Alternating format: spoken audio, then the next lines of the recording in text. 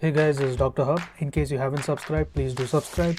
This is a concise, well-crafted summary and it highlights only the important keywords. Pseudomembranous colitis. So here in pseudomembranous colitis, it is caused by nothing but the CD. CD here stands for the Clostridium difficile. And there is some sign which is very prominent. The sign is nothing but it is known as the accordion sign. The bowel wall thickening is seen. The bowel wall thickening is seen. It is associated with various antibiotics. So there are antibiotics which are seen, and this are also mainly it is associated with the clindamycin. To learn and grow daily like this, please do subscribe.